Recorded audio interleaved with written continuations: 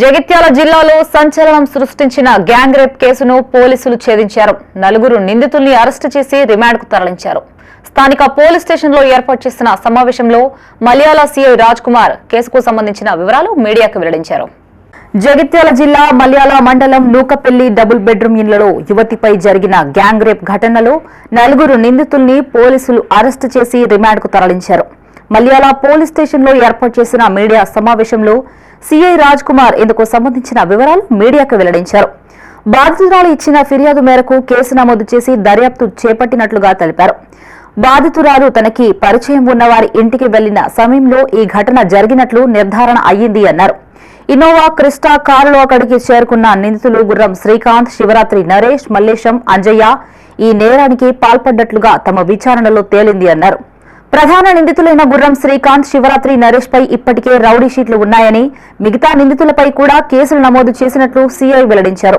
ఈ కేసులో ఉపయోగించిన కారు, మొబైల్ ఫోన్లని స్వాధీనం చేసుకున్నట్లు వివరించారు. సీఐ వెంట ఎస్ఐ సందీప్ ఉన్నారు.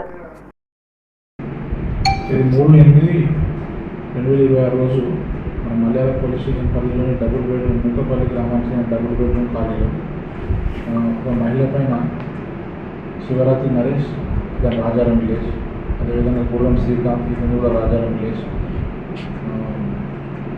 వీరికి సహకరించిన వారు మారవేణి మల్లేష్ అండ్ గుర్రం అంజయ్య. మారవేణి మల్లేష్ వచ్చేసి గౌర్ ఇతర మండలం, గుర్రం అంజయ్య వచ్చేసి మలయాళ మండలం రాజారాం.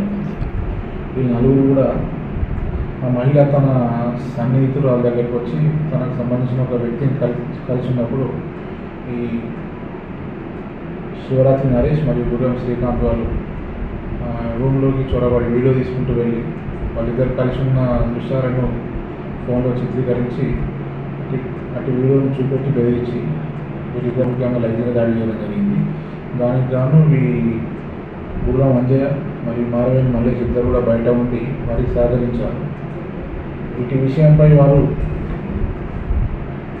ఆ మహిళను ఆ వీడియోని పెట్టి వాళ్ళు వాట్సాప్ ద్వారా అందరికీ పంపిస్తామని చెప్పి బెదిరించుకుంటూ ఉండడంతో ఆ మహిళ నిన్న మాకు ఫిర్యాదు చేయడం జరిగింది. నలుగురి మీద వీళ్ళు ఫిర్యాదు కేసు నమోదు చేసుకుని దర్యాప్తు చేసి ఈరోజు ఈ నలుగురిని కూడా గౌరవ కోర్టు ముందు ప్రొడ్యూస్ చేయడం జరిగింది.